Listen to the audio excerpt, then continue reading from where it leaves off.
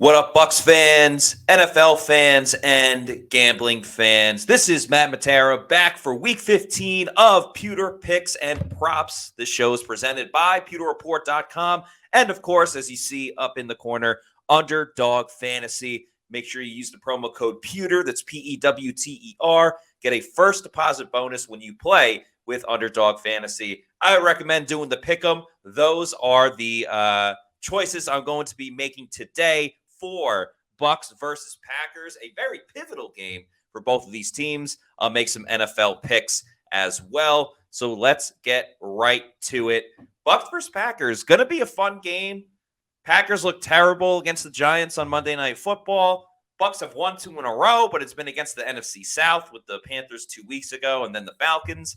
As we know, the NFC South stinks. It's absolutely the worst division in football. So how much can you really take from those victories? Meanwhile, the Packers, although they look bad against the Giants, they had won 3 in a row right before that, including beating the Lions and the Chiefs, who are 2 great teams. So it'll be interesting to see what team shows up, what version of each team in both of these matchups. For the pick'ems, I'm a little bit on the shorter side for this one. A lot of times I like to pick between 3 or 4 and a couple of different things. This week, I'm just getting straight and to the point, starting off with Rashad White. I'm going higher than 75.5 rushing yards for Rashad. And one more time, I do want to reiterate to everybody that you can do it in an underdog pick'em. You can do this a separate prop bet if you want to do that as well. However you do your gambling, that's completely up to you. These are just my recommendations. If you disagree with me, then you could just fade me. But that's totally up to you. The Bucs have been running the ball so much better over the past couple of games. They've gotten over 100 rushing yards in each of their last 3 games.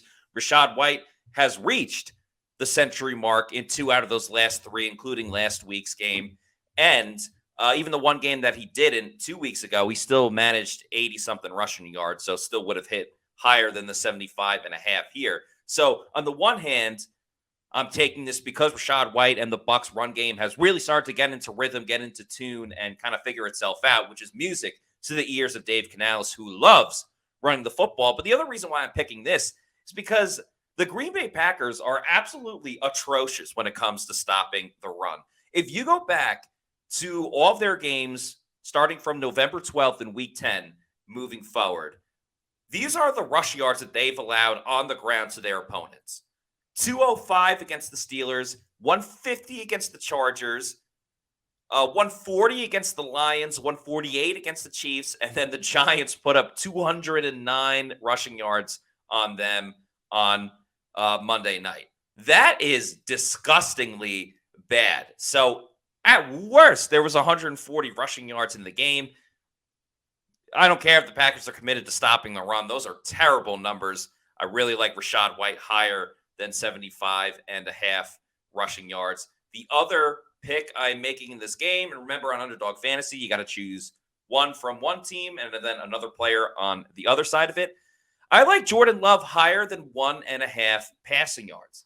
Again, you can look at all the struggles in the game against the Giants, but I don't think that completely erases what he did against Kansas City, against Detroit. And might I add, with Matt LaFleur as the head coach, the Packers are undefeated at Lambeau Field in the month of December. If you take out the Giants game where he threw 1 touchdown, his last couple of games, Jordan Love has thrown for 3, 2, and 2 passing touchdowns, The last time he threw for less than 2 passing touchdowns was on November 5th against the Rams. So that was over a month ago. 1.5 passing touchdowns. Remember, Carlton Davis is not in this game. Jamel Dean is returning. Jamel Dean hasn't played in 2 weeks. So is he going to be rusty? We shall see. I know the Packers won't have Christian Watson, but there's a lot of deficiencies with this Bucs team. They don't get a great pass rush. They are reliant on blitzing Antoine Winfield Jr., who we all know and love, but they can't blitz him every single time. I think it's going to be a high-scoring game, so I like Jordan Love higher than 1.5 passing yards. You heard me just say it's going to be high-scoring, so we're looking at Bucs versus Packers. I really like the over in this. The over has hit in the past couple of Bucs games. I think that trend continues because the Bucs are figuring things out on offense. Even with as little that Mike Evans was involved last week, the Bucs were still able to put up points. They capitalized on a lot of stuff. The defense made a play and got a safety, and Carlton Davis had a big interception. But the Bucs can play complementary football. The Bucs defense is very boom or bust in the last couple of weeks. They'll get you the big turnover, but then teams will just drive all the way down the field on them. So boom or bust is great for the over because you're either allowing big plays, allowing teams to score, or you're going to get an interception and set up the Bucs offense in great field position. So I'll take the over. Baker Mayfield has played terribly in the last 2 games. He has a completion percentage of 48%. I don't think Baker could really get much worse, and he still came up in the clutch. So expecting Rashad White to ball out, like my prediction was just a minute ago, expecting Baker to play better, expecting Mike Evans to be more involved in the offense. Plus, the Packers will be able to drive the ball down the field against Tampa Bay. Love the over 42.5. I'll also take the Packers minus 3.5. The Bucs have kept games very, very close. I can see the Bucs losing by 4. I think it can still be a close game, and the Packers cover the spread. The Bucs barely got by the Carolina Panthers. They almost blew a lead against the Atlanta Falcons. They have not given me much reason to believe that they can hold on and secure a very steady win, which, again, this is a huge game. You know, Packers have the last spot in the wild card. Bucs have the same record as the Packers. This would go a long way with just trying to reach the playoffs, let alone they obviously win their division. But that could set themselves up to find another path to reach the playoffs. With all that said, Packers minus 3.5 is what I am taking in this game. So those are all my selections for Bucs versus Packers. Got a couple of more NFL picks, so let's rip through it. Staying in the NFC South once again, my lock of the week, Falcons minus 3 on the road against the Carolina Panthers. This is less to do with the Falcons and more to do with just how awful the Carolina Panthers are. I don't really care who the opponent is. I think the Falcons should be pissed for the way that they lost to the Buccaneers. The Panthers are a terrible football team. They're not going to get better until they get a new coach next season. Bryce Young looks absolutely lost, and it's not all his fault. But the Falcons obviously want to stay within the hunt, the race for the NFC South. So they probably pummel up on Carolina. I'll take Falcons minus 3. Next one, Steelers at the Colts. Under 42.5. Steelers have a great defense. It travels. I wish this game was in Pittsburgh because at that number, 42.5, I'd absolutely love the under. But it is in Indy, so I feel like there is a little bit more of an opportunity to score points. With that said, Steelers defense can hang with any offense. The Colts are not that special on offense. I know they ran roughshod on the Bucs a couple of weeks ago, but this is a completely different defense. And the Steelers were already not a good offense with Kenny Pickett as their quarterback. With Kenny Pickett injured, I don't see the Steelers putting up many points. Under 42.5. Really, really like that pick. My last one, Jets at the Dolphins, the over of 37. You're probably thinking, Matt, are you crazy? You're taking a game with the over with the Jets offense? Yes, I am. And that's even if Tyreek Hill doesn't play in this game.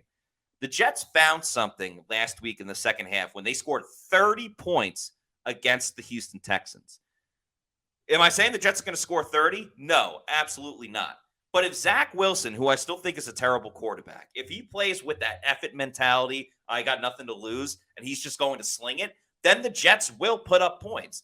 If Zach Wilson plays scared and timid and regresses back to the quarterback that he's been all season, where he holds onto the ball for too long and takes ridiculously stupid sacks on 3rd and 4th down, then he'll end up turning the ball over or making an extremely dumb play that'll set up the Dolphins with great field position. And if the Jets continuously go 3 and out, as fantastic as their defense is, they're going to lose their will to play just because they're sick of the offense. And that's when some mental lapses will happen, other mistakes will occur, and the Dolphins will be able to take advantage of it. And they got to be so angry for how they lost against the Titans. So either the Jets offense clicks, they put up points, and that helps with a low over of 37, or They make so many mistakes that it sets the Dolphins up with great field position, and they're able to put points up on the board while the Jets throw in a score here and there. So I'll take the over of 37. Let's run through my picks one more time from the player props all the way down to the NFL picks. Rashad White, higher than 75.5 rushing yards. Jordan Love, higher than 1.5 passing touchdowns. Packers minus 3.5, the over 42.5. Falcons minus 3, that's the lock of the week. Steelers, Colts under 42.5. And Jets, Dolphins over of 37. Really appreciate all you guys watching the show. If you're not already doing so, please follow us at Pewter Report on X, Instagram, Threads, and Facebook. Of course, our YouTube channel is Pewter Report TV. Got a lot of great content there. And if you want to follow me on my social media, you can see it in the bottom corner. My social media on Twitter, better known as X now, is at Matty4_Matera. On Instagram, just take out the 4. It's Matty_Matera. Thank you so much to everybody for watching the show. Good luck this week, and let's win some money.